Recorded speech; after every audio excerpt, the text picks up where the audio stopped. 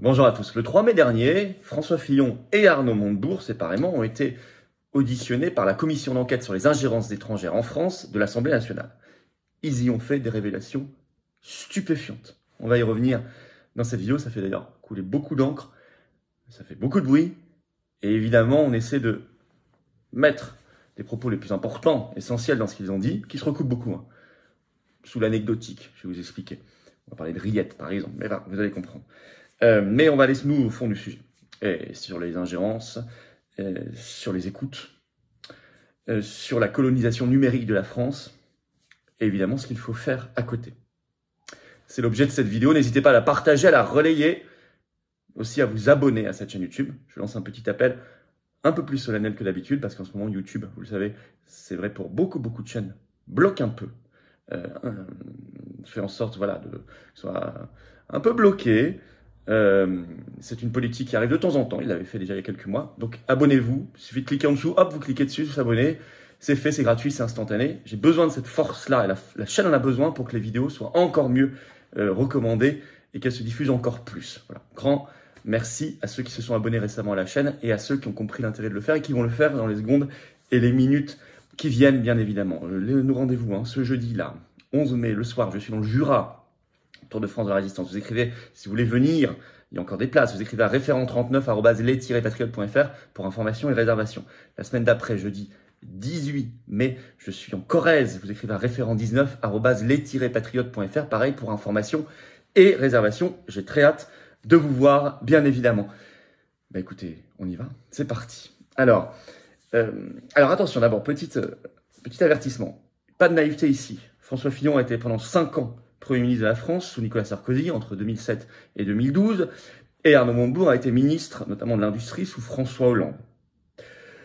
Notamment. Donc, ils ont fait partie de gouvernements ou soutenu un président de la République qui a trahi la France, qui ont trahi la France. Donc, je ne veux pas ici glorifier ce qui est dit, parce que je pense qu'il faut garder une ligne de sincérité et de cohérence. Et vous allez voir d'ailleurs que certaines choses qui sont dites là sont incohérentes avec ce qu'ils ont fait eux, quand ils étaient aux responsabilités. Et ça, il faut toujours le signaler. Ceci dit, ce qu'ils disent est infiniment plus intéressant que ce que disent d'autres, notamment tous les macronistes, donc il faut en parler. Alors c'était ce 3 mai, donc il y a la commission d'enquête sur les ingérences étrangères, à l'Assemblée nationale, ils reçoivent beaucoup de monde, et ils ont reçu donc François Fillon et Arnaud Montebourg, séparément bien sûr.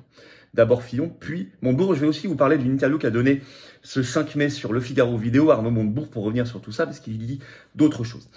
Ils ont parlé de choses importantes sur les ingérences, et vous allez voir que si on prend tous les articles de presse qui sont sortis sur l'audition de François Fillon, j'ai regardé en France, 100% des articles, pas 99%, 100% des articles titrent sur une phrase qu'a dite Fillon sur des rillettes. Il a dit « Si j'ai envie de vendre des rillettes sur la place rouge, je vendrai des rillettes sur la place rouge. » Il voulait dire par là « Je ne suis plus un personnage public, laissez-moi faire ce que je veux. » Ça ne va pas être l'objet de notre vidéo. Mais évidemment, c'est un peu humoristique, les rillettes, etc. sur la place rouge. 100%. Alors qu'il dit des choses bien plus importantes, on va commencer tout de suite. Notamment sur les écoutes, au plus haut niveau, par les Américains. Parce que la réalité de ces auditions, c'est ça. C'est qu'on nous montre beaucoup la Russie, dans les ingérences. En réalité, il faut regarder là où on ne nous montre pas, c'est-à-dire l'ingérence américaine. Les écoutes, je cite Fillon, donc en audition. La vérité, c'est que tout le monde trouve ça normal. Parce que ça vient de nos amis américains. C'est la nature des choses. Il ajoute, personne n'a pris de mesures pour sécuriser, écoutez bien, les communications des membres du gouvernement, par exemple. Il ajoute, le président Nicolas Sarkozy et moi-même, il était Premier ministre quand même, nous n'avons jamais utilisé autre chose que nos téléphones portables. Même au Conseil des ministres, il y a des téléphones portables. Vous vous rendez compte qu'ils utilisent le même téléphone que vous et moi? On garde les téléphones au Conseil des ministres avec tout le gouvernement, le président de la République, etc. Alors dans certaines entreprises privées, on pourrait dire qu'il y a moins d'enjeux stratégiques, quand même là, la conduite des affaires de la France, on les laisse en dehors de la pièce. Parce que l'écoute est américaine, donc c'est la nature des choses. C'est normal, c'est bien qu'on soit écouté. C'est ce qu'il nous dit. Et là, je vous dis par exemple, il a été 5 ans Premier ministre, comment ça se fait que lui n'a pas changé les choses quand même? C'est là que je vous parle d'incohérence. Bon, allez, passons. Alors sur les écoutes d'ailleurs, Arnaud Montebourg en parle aussi dans son audition. Je le cite. Lui, il cite les révélations d'Edward Snowden, 75 millions de conversations exploitées en France, téléphone, mail, etc. C'est une ingérence par les États-Unis là aussi. Ingérence sur le Premier ministre, dit-il, les ministres, et il dit que ces conversations ont été utilisées contre des grandes entreprises françaises.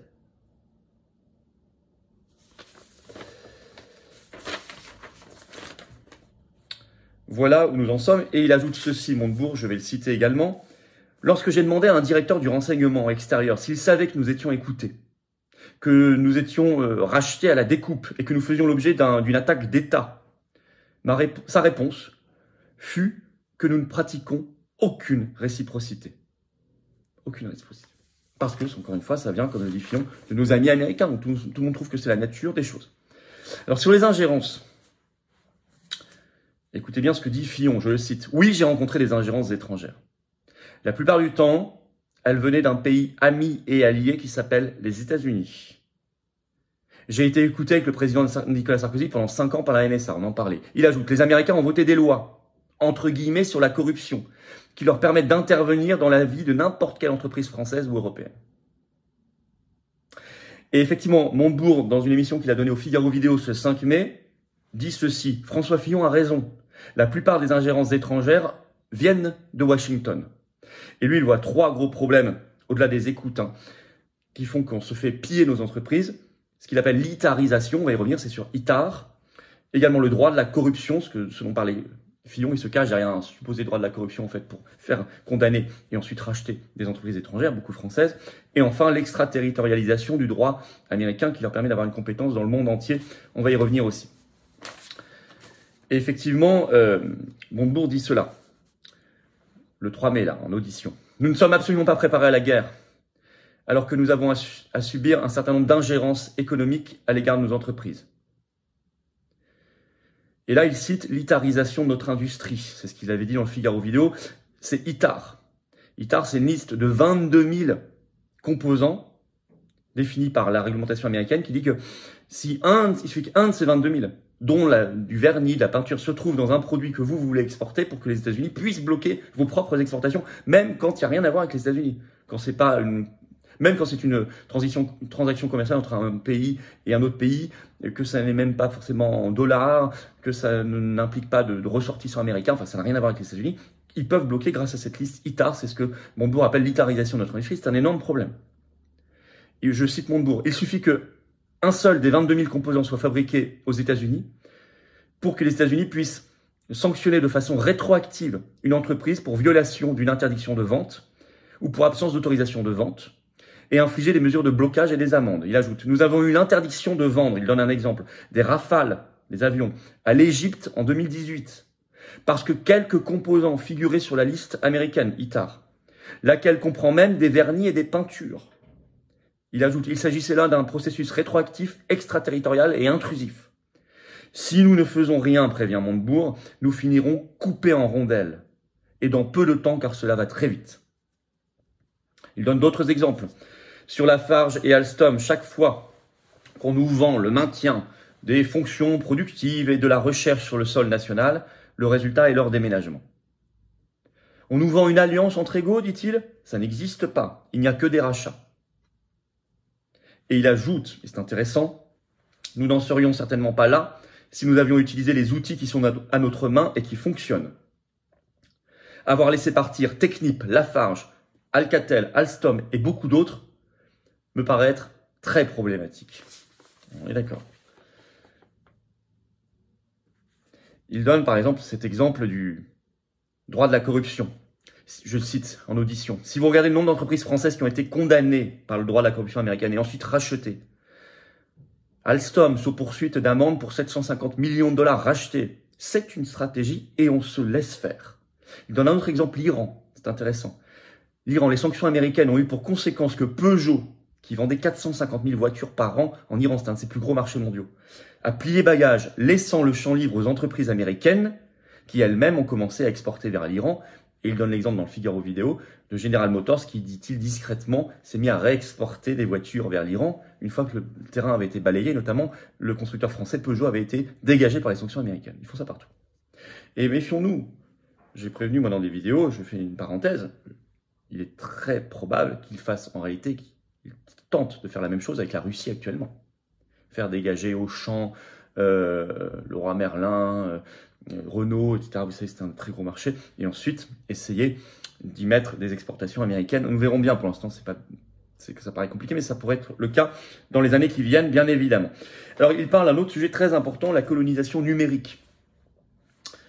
Lui emploie le terme, je cite Montebourg. Nous sommes devenus une colonie numérique des États-Unis, ce qui pose un problème en matière de souveraineté informationnelle et de maîtrise de nos données. Il nous faut sortir, dit-il, de cette situation à laquelle nous nous sommes accoutumés, de coloniser numérique. Certains pays ont organisé leur défense. Nous en avons les moyens, dit-il. Il ne nous manque que le leadership politique. Nous avons un retard stratégique dans le déploiement des moyens de défense. Je trouve ça extrêmement intéressant. Ils abordent les deux, là, beaucoup de sujets. D'abord, ils vont mettre le projecteur sur les États-Unis d'Amérique, c'est très important. À un moment, encore une fois, on va nous distraire avec la Russie, etc. Ils disent non, l'essentiel, c'est pas là. Ils parlent des écoutes au plus haut niveau et du fait que l'État français ne se protège absolument pas parce qu'ils trouvent ça normal.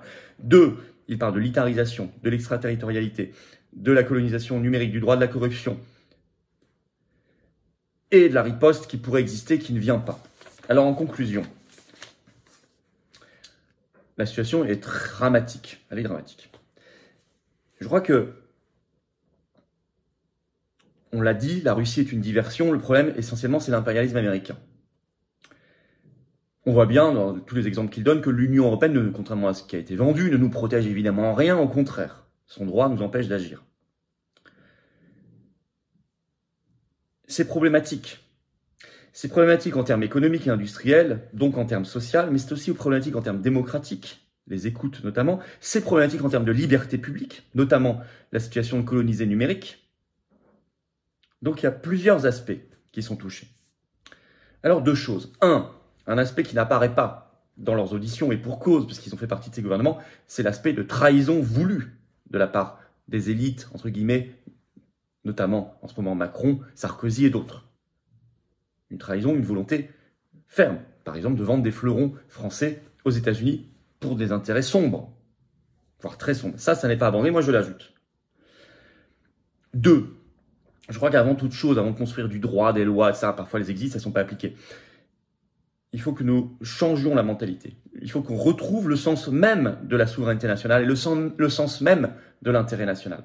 En fait, ce qui transpire dans ces auditions, c'est qu'en réalité, comme on a perdu, notamment au plus haut niveau de l'État, le sens de l'intérêt national et de la souveraineté nationale, on ne peut pas prendre les bonnes décisions.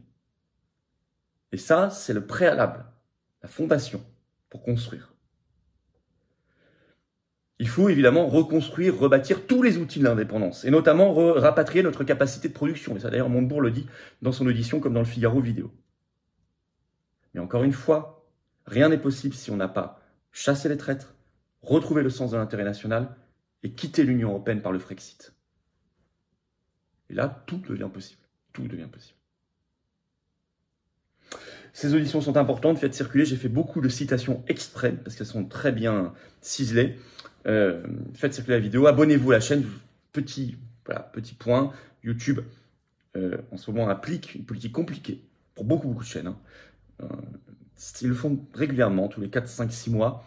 Donc abonnez-vous, cliquez en dessous, c'est gratuit, c'est instantané, hop, vous êtes abonné à la chaîne, c'est tout simple pour vous, et vous serez informé si vous appuyez sur la petite cloche à côté des futures vidéos et des futurs directs sur la chaîne, c'est pratique pour vous, et pour la chaîne c'est très très bien parce que les algorithmes de YouTube fonctionneront mieux et recommanderont encore plus les vidéos, n'hésitez pas. Merci d'avance. Nos rendez-vous, le jeudi 11 mai au soir, je suis dans le Jura, référent 39@les-patriotes.fr, c'est le mail pour avoir des informations et réservations. La semaine d'après, jeudi 18 mai, je suis en Corrèze. Là, le mail, c'est référent19@les-patriotes.fr. Je vous appelle, voilà, je vous attends. Voulez-vous battre pour ce que j'ai dit là? Rapatrier les capacités de production, le Frexit, retrouver nos libertés publiques, retrouver le sens de la souveraineté et de l'intérêt national, se battre pour la paix, la dignité humaine, nos libertés, les générations qui viennent, contre l'oligarchie, dans la résistance, dans le plus grand mouvement souverainiste de France qui s'appelle les Patriotes. Très grand avec vous et grâce à vous. Très très grand et très beau. Alors venez, j'ai besoin de vous. J'ai vraiment besoin de vous. Ne restez pas seul. On peut faire de très grandes choses ensemble. Vous pouvez adhérer ou reprendre votre adhésion annuelle, ça n'est plus à jour, c'est à plus d'1 an. C'est le premier lien sous la vidéo en description, c'est un lien également en commentaire épinglé, une petite fiche maintenant sur l'écran, et dans quelques secondes, en cliquant sur l'écran, vous choisissez. Le deuxième lien sous la vidéo en description est pour faire un don de soutien aux patriotes. Nous faisons beaucoup d'actions, on va encore en faire cette semaine. On n'a pas reçu 1 euro de financement public jusqu'ici, ni d'aide des banques, bien sûr. On n'est pas comme les autres partis qui reçoivent des millions, c'est pas du tout le cas. Or, on fait, ça coûte cher, il y a l'inflation. Si vous pouvez faire un don, faites-le. C'est défiscalisé aux 2 tiers pour vous, comme l'adhésion et la réadhésion. Et si vous pouvez faire un don supérieur à 500 euros, allez voir sur le site, renseignez-vous. On a ajouté un avantage personnalisé pour vous. En tout cas, dans tous les cas, énorme bravo aux donateurs, aux réadhérents. Bienvenue aux nouveaux adhérents patriotes. Vive la France!